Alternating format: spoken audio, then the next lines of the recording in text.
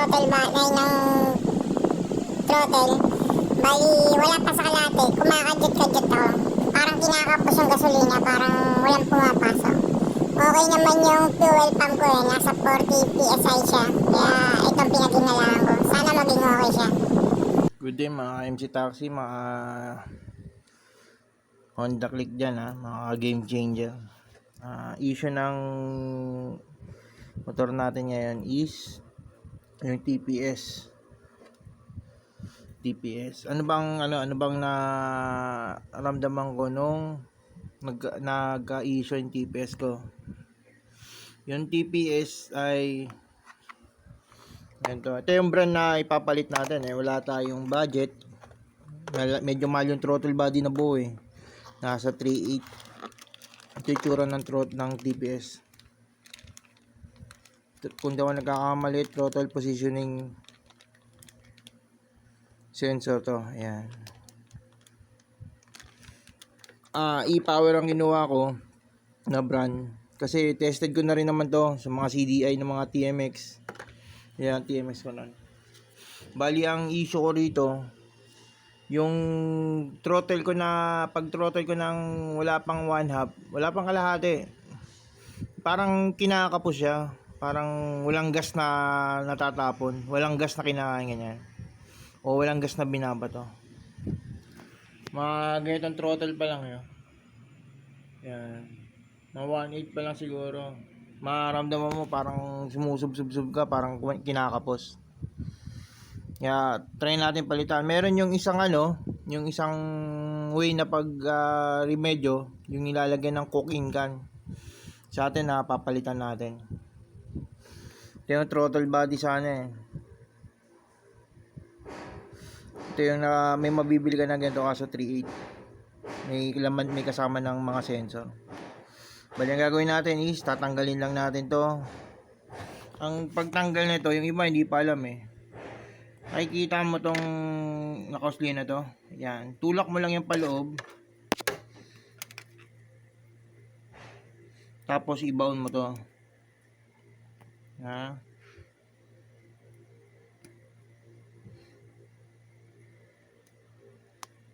Yan. Sumahatak na yan. Nahirap pagka isang kamay. Yan. Ganyan lang yan. Ang tatanggalin natin is dalawang bolt lang. Isa, dalawa. Tapos tanggalin mo na itong mga sensor. Kasi dito lang naman tayo gagalaw eh. Ito hindi na natin tatanggalin itong itong cable, throttle cable. Okay. Palasin muna natin. Okay. Ito, tanggal na natin. Sensor, injector, tanggal na. Ngayon, ito naman, pag tanggal nito, medyo gagawin mo lang ng konti. Ayan.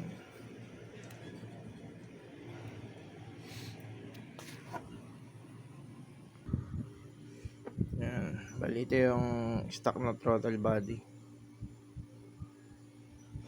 Yan yung iniipitan ng cooking can. Okay, ito yung papalit natin. Sana mag-okay ito. Bali, nabili ko to ng ng 380 sa Unicross. Sa Motoposh meron to eh. Sa Posh may Quezon Hub.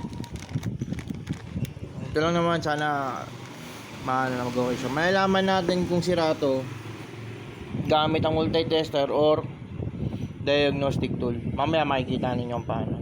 Okay? Okay, check natin kung okay yung TPS na pinalit natin.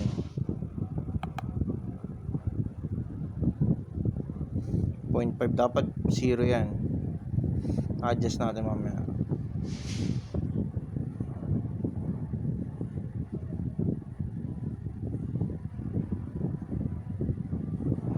Yan, hindi bumabagsak. Ito lang kailangan yan, hindi siya 0.5. Dapat 0 yan. Adjust natin.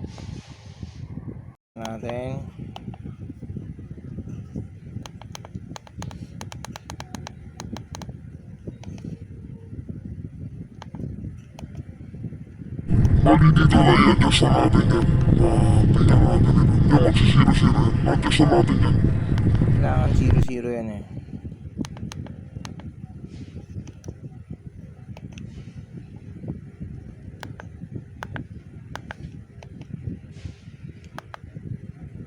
Yan. Pag in-open mo yung throttle, dandan yan. Dapat hindi babak 0 yan.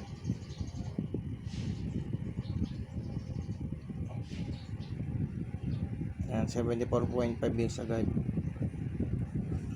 Yan, testingin natin. Okay. Ganyan lang siya.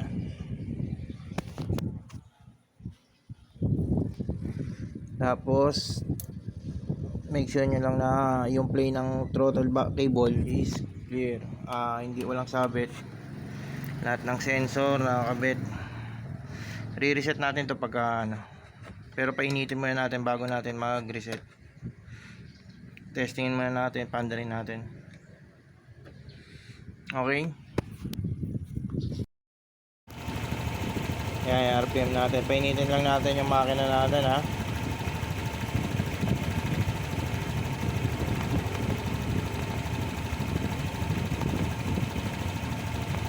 May sensor. Yan, 0 degree.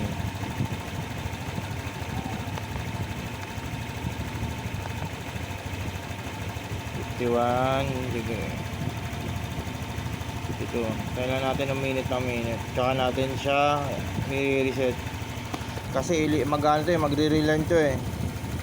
Pag na-reset natin yung ECU, magre-relearn siya. Sana perfect siya. Meron kasing okay sa diagnostic tool.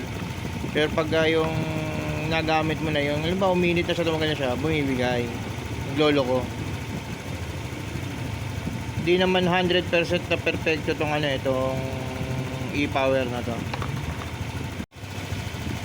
Okay, ito 82 na.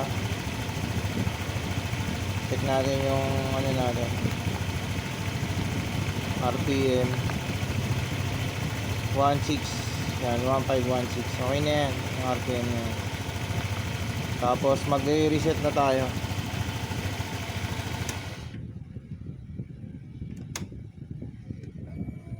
Reset natin yung ECU.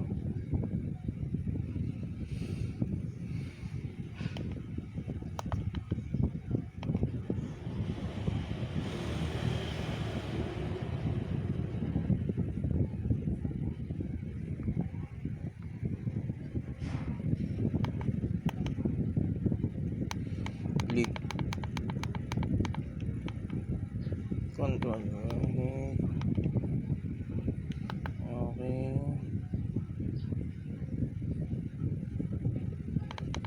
Service and maintenance, ECU reset.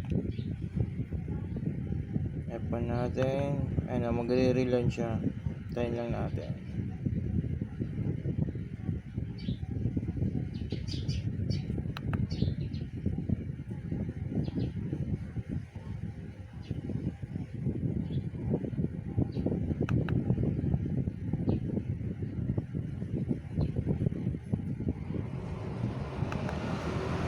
Okay. Tapos start na natin.